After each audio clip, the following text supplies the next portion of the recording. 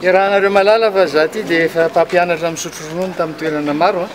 Rehefa mikarakara retraite ianao tsy miandry hoe roviana fa androany dia androany tsy miandry rapitso na rafaka pitso fa tsy misy zany. Itoy tsy mijanona tsony any fitakinan'ireo nosy ireo ary tsy hijanona fitakinan'ny nosy malagasy any fa ny orinasa malagasy rehetra dia ho takitsika hiverina amin'ny fananan'ny malagasy. Miaraka amin'ny syndika rehetra efa hitanareo reny a nandalo tany amiko ny ankamaroany nilaza hoe tsisy ray aman-dreny tsony eto amin'ny tanàna Zokola. Vonona ho ary hiaraka aminareo. Tsy anaiky mihitsy sika ho rebireben'ny vazaha eto. Tsy anaiky mihitsy tsika hoe anazy na inona teneniny eo na ho tapahan-doha aza dia manomboka androany efa milaza anareo fa tsy hijanona tsony io tolona io nahoana nahoana. Zavatra manahirana matsy dia ao anatiny eo amintsika ihany ny problème satria vitsy dia vitsy efa nilaza taminareo hoe ny intellectuel kely teto toerana ny lasa atony botony.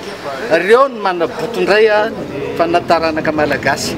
Ohatran'ireny gouverneur taloha reny mahazo toerana kely dia manao tsinitsinina amin'ny malagasy. Manao antsoavo zany eto.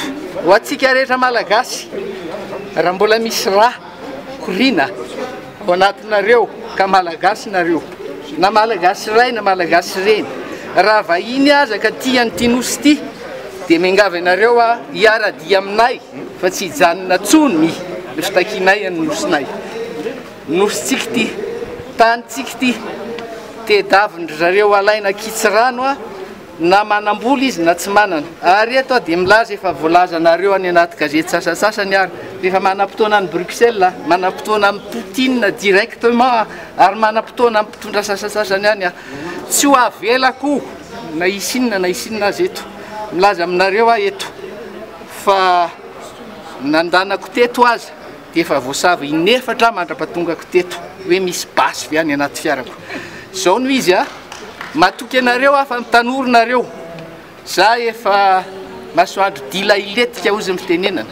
Ho anareo rakizy nijoroko eto, ho an'ny taranaka malagasy nijoroko eto. Tady tio zay aza manaiky rebireben'ny mpitondra fanjakana izay tsy hanao ninonina. Ilaza aminareo isanandro ny zavatra mety iseho eto amin'ity firenena ity.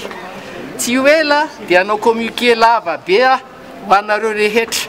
Hozaraiko aminareo rehetra. Efa hitanareo daholo ny fanambarana nataonay ireny ho averiko tsirairay aminareo fa misy bavety mafonja be ao anatin'ireny.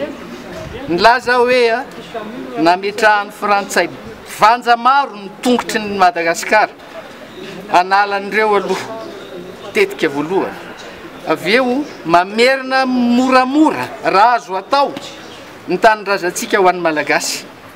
Tanindrazana ho iaho fa ny tena marina dia tany taranaka malagasy ny iditsika io.